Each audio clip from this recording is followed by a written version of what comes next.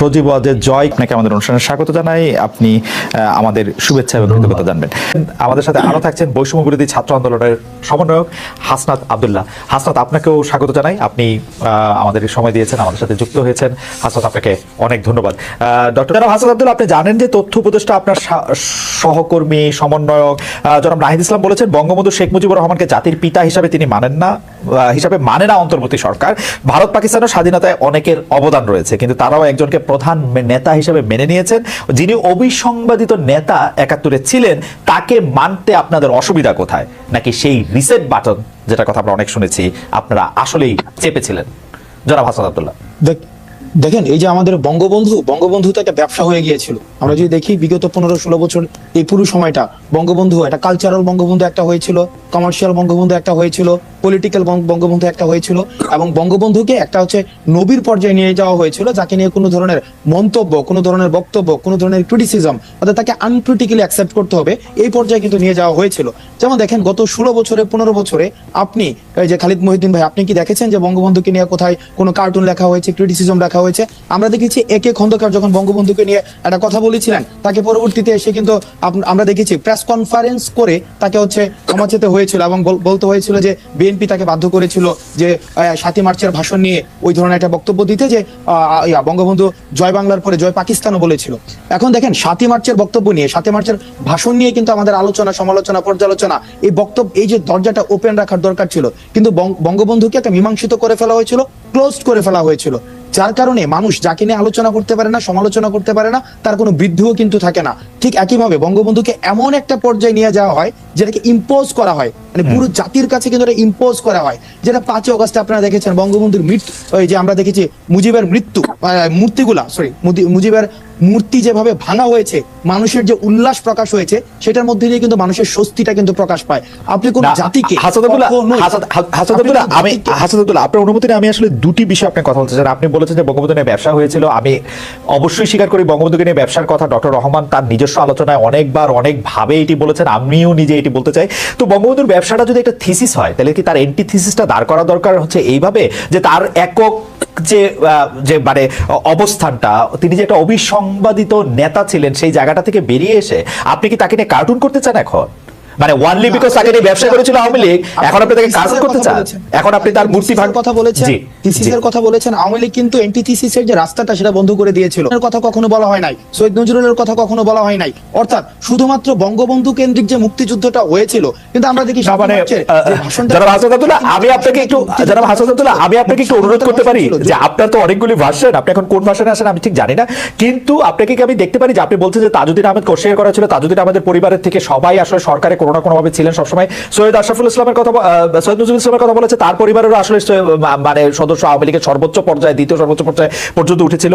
এবং আপনি thesis, antithesis এবং সিনথিসিসের কথা বলেছেন। আপনি নিশ্চয়ই এটিও জানেন ৭৫ থেকে ৯৬ সাল পর্যন্ত বঙ্গবন্ধুর নাম উচ্চারণ করা পর্যন্ত একটি নিষিদ্ধ জায়গা পর্যন্ত ছিল। আপনারা সবগুলি জিনিসই বিবেচনা করেছেন কিনা?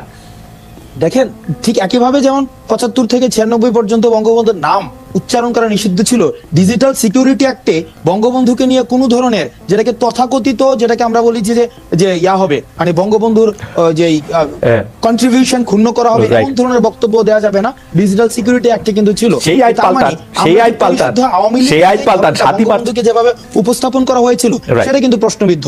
এখন ইতিহাস কিন্তু ম্যাথস না, ইতিহাস কোনো এটার অবজেক্টিভ অ্যানালিসিসের জন্য ডোরটাকে ওপেন রাখতে হবে, এবং এটাকে আমরা কোনো ধরনের ম্যাথসের মতো কনক্লুশনে যেহেতু আসতে পারি না, বা এটার কোনো ধরনের সলিউশন নাই, সেটা সবার পলিটিক্যাল হিস্সা, সেটার হিস্টোরিক্যাল হিস্সা সবাইকে ইকুয়ালি দিতে হয়, যেই রাস্তাটা যেটা আওয়ামী লীগ নিজে বন্ধ করে দিয়েছে। এবং আমরা মনে করি আপনারা কি সেই রাস্তাটা খুলছেন নাকি সেই বন্ধ রাস্তার পাশে? আচ্ছা, আপনারা কি সেই রাস্তা খুলছেন নাকি সেই বন্ধ রাস্তার পাশে আরেকটা বন্ধ রাস্তা করছেন? দুটি না, আমরা কোনো বন্ধ রাস্তা করছি না। এখানে জাতির পিতা হিসাবে যেভাবে চাপিয়ে দেওয়া হয়েছে, এটাকে পারিবারিক একটা টেন্ডার হিসাবে চালানো হয়েছে, পারিবারিক টেন্ডার, শেখ রাসেলের নামে জন্মদিন, এই যে পারিবারিক টেন্ডার চালানো হয়েছে, ফজলুদ্দিন নেসার নামে জন্মদিন, এভাবে একটা পরিবারের মধ্যে মুক্তিযুদ্ধটাকে কুক্ষিগত করা হয়েছিল। আমরা সেই ডোরটাকে ওপেন রাখছি, অর্থাৎ সবার যে ঐতিহাসিক হিস্সা সবাই ইকুয়াল প্রপোর্শনের ভিত্তিতে পাবে, আমরা সেই চর্চাটা আমরা করতে। মানে আপনি মনে করছেন যে বঙ্গবন্ধু এবং অন্যান্য আরো ৪-৫ জনের সমান হিস্সাই পাওয়া উচিত, মানে ইকুয়াল সবার, মানে everyone involved in the liberation মানে ওয়্যার ইকুয়াল, মানে আপনি বঙ্গবন্ধুর ইকুয়াল আর কাকে কাকে 1971 সালে বাস্তবতা বঙ্গবন্ধুর ইকুয়াল আর কাকে কাকে মনে করেন যে তার সমান পাওয়া উচিত? প্রতিষ্ঠিত করেছে, একাডেমিক ভাবে প্রতিষ্ঠিত করেছে। কারণ হচ্ছে আওয়ামী লীগের আমলে ওদের আওয়ামী লীগের আমলে সংখ্যালঘুদের জমি, আওয়ামী লীগের আমলে সংখ্যালঘুদের জমি নিয়ে সংখ্যালঘুরা ভয় থাকে, আর যখন আওয়ামী লীগ ছাড়া অন্য কেউ ক্ষমতায় আসে তখন তাদের জান নিয়ে তারা সংকটে পড়ে, তাদের জীবন নিয়ে তারা সংকটে পড়ে। খালেদ ভাই, আমি হচ্ছে শেষ মানে সেন্টেন্স কমপ্লিট করার পরে যদি বলেন আমার জন্য সুবিধা। আমি সেন্টেন্সগুলো কমপ্লিট করি কাইন্ডলি প্লিজ। দেখেন, আওয়ামী লীগ সবসময় এই ন্যারেটিভটা প্রতিষ্ঠিত রেখেছে সব সময়, এবং এটাতে আমরা দেখেছি মিডিয়া এখানে ম্যানিপুলেট করেছে, মিডিয়া এখানে ফেলিং করেছে যে যতদিন পর্যন্ত আওয়ামী লীগ ক্ষমতায় থাকবে ততদিন পর্যন্ত হচ্ছে সংখ্যালঘুরা হচ্ছে নিরাপদ থাকবে। এখন আপনি বাংলাদেশে ভারতের যেই এন্ট্রেন্সটা কিভাবে নিশ্চিত করবেন? অর্থাৎ আমি যদি দেখাতে পারি ইন্টারন্যাশনাল মিডিয়ার মধ্যে বা একটা বৈশ্বিক মানদণ্ডে যদি আমি সেটাকে প্রতিষ্ঠিত করতে পারি যে হিন্দুরা হচ্ছে নির্যাতিত হচ্ছে, নিপীড়িত হচ্ছে, তখন ইন্ডিয়ার ইন্টারফিয়ারেন্সটা বাংলাদেশে আমি হচ্ছে নিশ্চিত করতে পারি। আওয়ামী লীগ এই পয়েন্টের মধ্যে সব সময় এই ভোট ব্যাংকে, মাইনরিটি ভোট ব্যাংকে আওয়ামী লীগ ফুয়েল করেছে যে দেখো যে আমি যদি ক্ষমতায় থাকি, আমাকে যদি তুমি ক্ষমতায় টিকিয়ে রাখো, আমি হচ্ছে সবসময় তুমি শেল্টার দিব। এখন খালিদ ভাই, আপনি আজকে বললেন যে আওয়ামী লীগের আমলে সবচেয়ে বেশি যদি আমি বলি যে জমি নিয়ে নিয়েছে আওয়ামী লীগ বা সম্পদ লুণ্ঠন করেছে, এই বক্তব্যগুলা কিন্তু গত 16 বছর ওইভাবে আসে নাই। সবসময় এটা দেখানো হয়েছে যে জামাত বিএনপি হচ্ছে কি মাইনরিটি সবচেয়ে বড় শত্রু। এখন কিন্তু হাসান সরি, আবারও আপনি বাক্য শেষ করার আগে আমি একটু বলি, হাসান আপনি বাক্য শেষ করার আগে বলি যে আপনার এই কথা কি ঠিক গত 16 বছরে সেটা আসে নাই? আমার কিন্তু স্পষ্ট মনে আছে হিন্দু বৌদ্ধ ঐক্য মানে কি ওই পরিষদের পক্ষ থেকে এবং চট্টগ্রামের যে অ্যাডভোকেট রানা দাশগুপ্ত কিন্তু বারবার ব্যাপারগুলি সামনে এনেছেন। তিনি কিন্তু আমরা মিডিয়াতে কিন্তু এগুলি গুরুত্ব দিয়ে প্রচার করা হয়েছে যে আওয়ামী লীগের আমলে সংখ্যালঘুদের কি একটা অবস্থা হয়েছে না হয়েছে।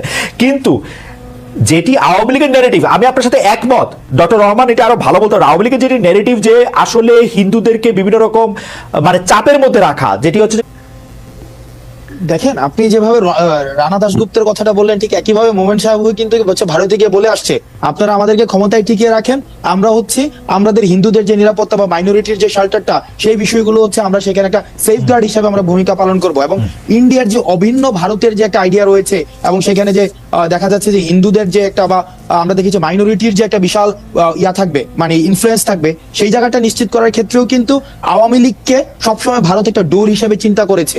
এখন আপনার যে প্রশ্নটি, এই প্রশ্নটিতে আসে, তাহলে তৎকালীন সময়ে পণ্য বর্জন করার যে একটি ধারণা ছিল, আসলে কি মানুষ এই 16 বছরের ফেসিবাদের জায়গা থেকে আমরা আওয়ামী লীগ এবং ভারতকে কিন্তু সমার্থক শব্দ হিসেবে আমরা দেখেছি। অর্থাৎ আওয়ামী লীগের যত নেকেড ডিসিশন ছিল, যত ইলিগাল ডিসিশন ছিল, সেখানে কিন্তু আমরা ভারতকে দেখেছি ইলিগেলি একদম নেকেডলি হচ্ছে সাপোর্ট দিয়েছে। সেই জায়গা থেকে আমরা ভারতকে যতভাবে আমাদের রাস্তার জায়গা থেকে আমাদের স্ট্রিট ফোর্স হিসাবে, স্ট্রিট ভয়েস হিসাবে আমরা যতভাবে ভারতকে কন্ডেম করার আমরা সুযোগ পেয়েছি, আমরা সেই জায়গায় সেই চেষ্টাটি করেছি। এবং সেই জায়গা থেকে আমরা পণ্য বর্জনের মতো যে কর্মসূচিগুলো ছিল একদম লাস্ট স্টেজ পর্যন্ত আমরা সেগুলো অন্তর্বর্তীকালীন সরকার কি সেই জায়গা থেকে সিচুয়েশনে এই ঘটনাগুলো তাৎপর্যপূর্ণ। অন্তর্বর্তীকালীন সরকার কি সেই রকম রাজপথের ভারত বিরোধিতা আপনি যেটাকে বলছেন সেদিকে কি থেকে কি একটু সরে আসছে কিনা, কি মনে হয়? দেখেন, আমরা কিন্তু অন্তর্বর্তীকালীন সরকারের আমরা যখন সরকার শপথ গ্রহণ করেছে, আমরা শ্রী জয়শঙ্করের কথা যখন আমরা শুনি, উনি ইন্ডিয়ান এক্সপ্রেস উনি বলেছেন যে আমরা দেখেছি যে তারা স্থিতিশীল সম্পর্কের দিকে যেতে যাচ্ছে। এখন স্থিতিশীল কোন ধরনের সম্পর্ক? আমাদের যে কমার্শিয়াল সম্পর্ক, আমাদের দেখেন একটা দেশের সাথে আরেকটা দেশের কমার্শিয়াল সম্পর্ক বা যেই ধরনের আমরা বলি যে ডিপেন্ডেন্সি, এগুলো কিন্তু ভারত আমাদেরকে এই যে কমার্শিয়াল সম্পর্কগুলো এমন না যে তারা হচ্ছে একদম আমাদেরকে হেল্প করছে, এটা কিন্তু হেল্প না, এটা হচ্ছে এক ধরনের আমার উভয় দেশে হচ্ছে এখানে বেনিফিটেড হচ্ছে।